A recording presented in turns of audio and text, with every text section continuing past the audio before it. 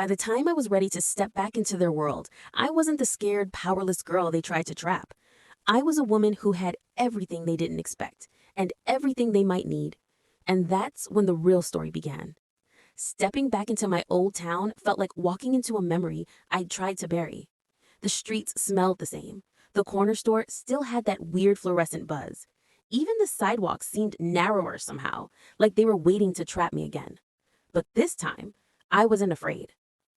I had a plan. Not a reckless run and yell plan, but a calculated step-by-step strategy. I knew exactly what I wanted: my sister safe, my family in check, and my own boundaries respected. Step 1, reconnaissance.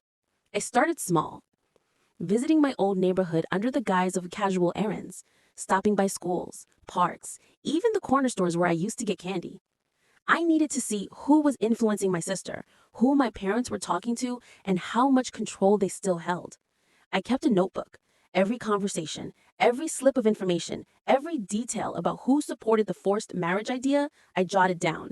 It was meticulous work, slow, tedious, but it gave me clarity. Step 2, allies. I reached out to old friends, neighbors who remembered me as the girl who ran away, teachers who had always believed in me, even distant cousins who didn't fully side with my family. I quietly started building a support network. People who could testify, people who could help, and people who could stand with me if things got messy. I also found someone legal, a lawyer, who specialized in custody. She became my secret weapon, guiding me on what I could do without tipping off my parents too early. Step 3, leverage. I realized that over the years, my family had grown complacent. They assumed I'd stay gone. They assumed my absence meant weakness. And they had no clue how much power I'd built outside their control. I had money saved, a solid career, even professional contacts who respected me and my abilities. I also learned a few tricks from the business world: how to present facts, build undeniable evidence, and influence people without raising alarms. Everything I had done in my life, while they thought they'd won, it became leverage. Step 4, the psychological edge. Here's the thing about family who underestimate you. They always leave themselves vulnerable. They assume you'll play by their rules. They assume you'll care what they think. But I didn't. I started sending subtle messages, casual check-ins with my sister, framed as friendly concern. Small gestures that showed my family I wasn't a threat yet, but that I was there, aware, and paying attention. They noticed. My dad's voice would tighten when my name came up in conversations. My mom would glance at me a little too long at gatherings. And even my sister, she started opening up, asking questions about my life, my choices, my freedom. That's when I knew I had their attention and that my plan was starting to take effect. Step 5, timing everything. Revenge or justice doesn't work if you act too soon. You wait, you observe, you gather every detail that can make your move undeniable. I learned my sister was being pushed toward the same marriage I'd escaped. The engagement was scheduled quietly, like no one would notice. The family thought I was busy, living my own life, powerless to intervene. But I had everything lined up: legal counsel, financial independence, allies, and timing. Now it was just a matter of choosing the exact moment to act, not out of anger, not out of spite, but to save my sister and finally take control of the situation my family thought they'd mastered. They thought they could control me, tell me who to marry, and trap me in a life I didn't choose.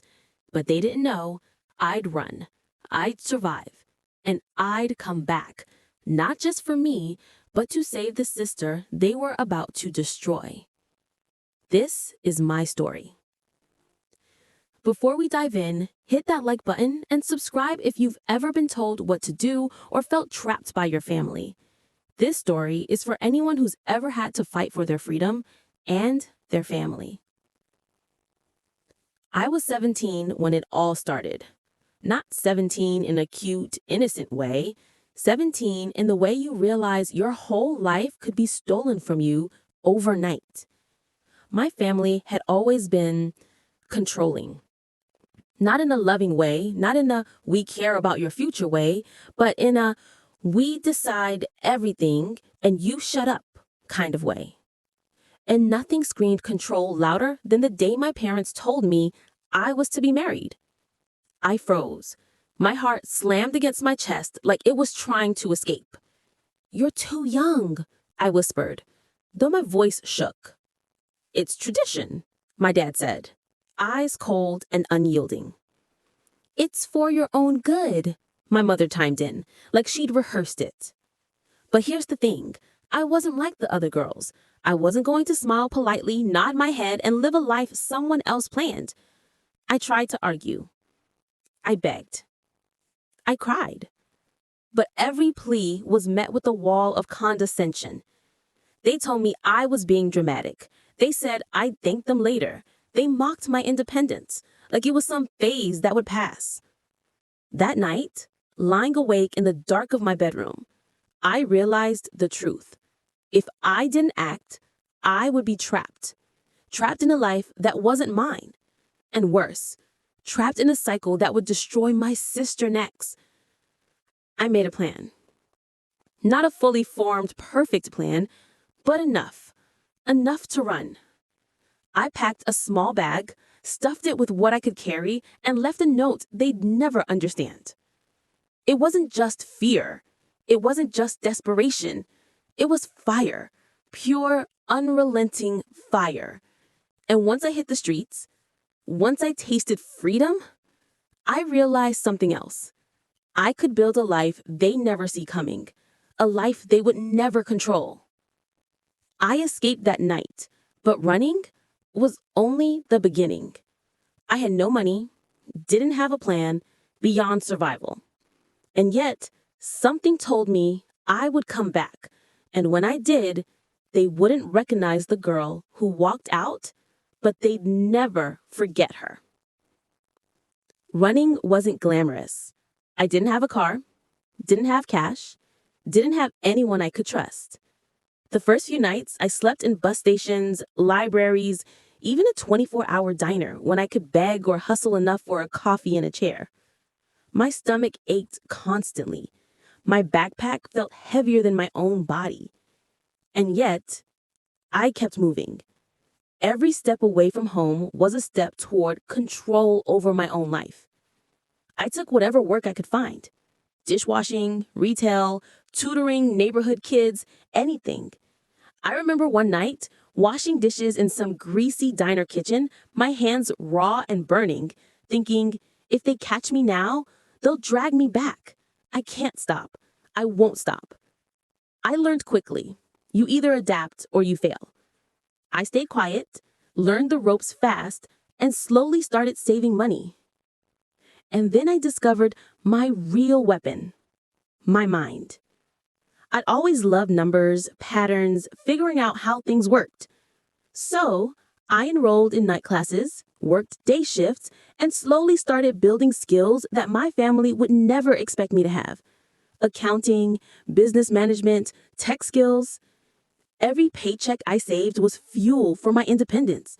Every late night in the library was a brick in the fortress I was building for myself. But it wasn't just about survival. It was about strength. I thought about my sister constantly. She was 10 when I left, and every time I closed my eyes, I imagined her sitting in the same room, being told the same things I was told. You'll thank us later. This is for your own good. I promised myself I'd be there for her, and that promise lit a fire inside me that no exhaustion or hunger could snuff out. Years passed. I graduated. I landed a decent paying job. I started investing, building my career, networking. I didn't just survive, I thrived. And yet, the pull of home never left me. Not completely. Every holiday, every family announcement, every whispered news about my sister made me grit my teeth. They were still trying to control her, and I couldn't let that happen. But how do you go back after years of absence? How do you face a family that once tried to trap you without losing yourself in anger, without making it about revenge? I spent months planning that too. Contacting lawyers, learning custody laws, building financial leverage, even talking to people in my old neighborhood to quietly understand what had changed. And here's the thing about planning revenge. or justice or whatever you want to call it. It isn't impulsive. It's slow. It's meticulous. It's the kind of thing that makes your enemies think you're just living your life while you quietly prepare to outmaneuver them. By the time I stepped into the room where the engagement plans were being finalized, I wasn't just a runaway daughter anymore. I was a woman who had built herself from nothing, a sister determined to protect family on her own terms, and a force they could no longer ignore.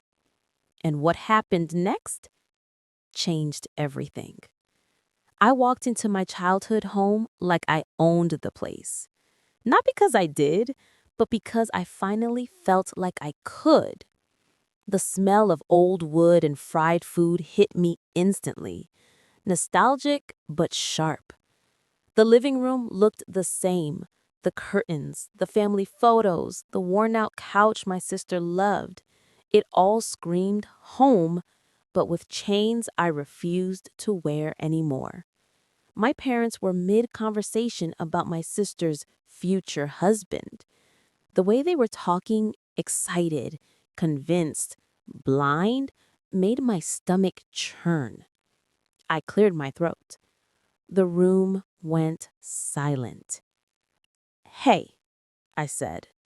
Simple, just my voice. But it carried a weight I hadn't carried as a teenager. Their heads turned, shock, confusion. "You're back?" my dad stammered. "You weren't supposed to," my mom started, but I cut her off with the look that froze her in place. I didn't yell. I didn't plead. I just walked closer. "Yeah, I'm back. And I'm here for my sister," I said, eyes locked on her small, nervous frame in the corner. "She's not going through what I went through. Not if I can stop it." The air got thick. My father's jaw tightened. My mother's hands trembled. Even my sister looked at me like I had suddenly turned into a superhero she'd never imagined. The confrontation. I laid everything out. I explained what marriage at 17 does to a person's life. I reminded them how they had tried to trap me. I calmly told them I had the legal and financial means to intervene. And I made one thing very clear. I wasn't asking for respect. They would have to give it. My father sputtered, "You can't. This is our decision." I smiled, cold but steady. "No, not anymore. You lost that right a long time ago." Every word landed like a hammer. Every pause I let linger pressed them further into reality. I handed my lawyer the folder of documents I'd prepared: custody papers, legal evidence, financial independence proof. I didn't raise my voice.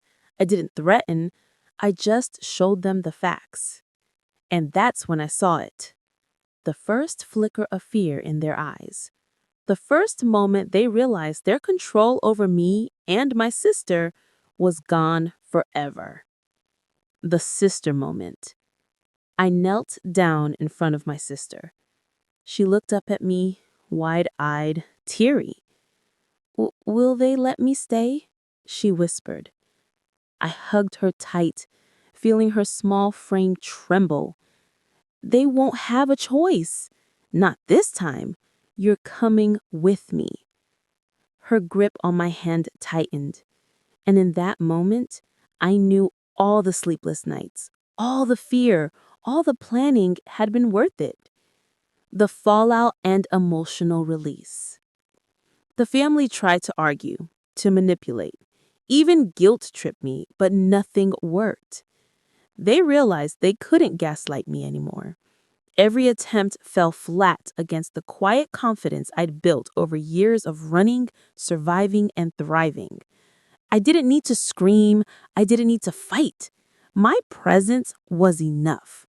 The girl they tried to trap had become the woman who saved someone else from the same fate. And slowly, they realized something deeper. They had underestimated me for years. And underestimated people, we are dangerous.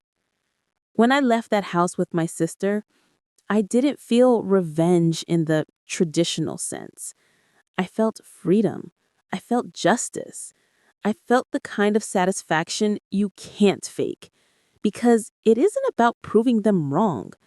It's about protecting the people you love and refusing to be small ever again.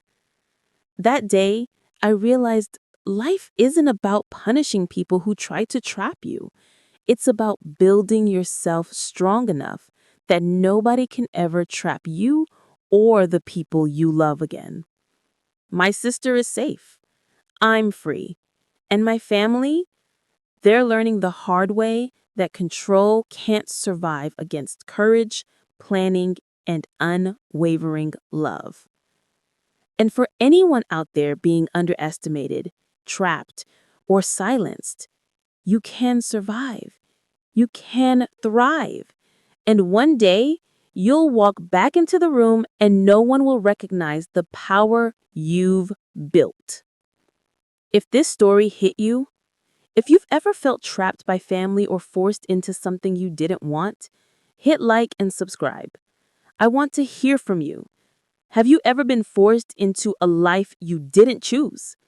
How would you protect someone you love in my situation? Drop your answers in the comments. Your story deserves to be heard. Remember, underestimated people are often the most dangerous because we never forget and we always rise.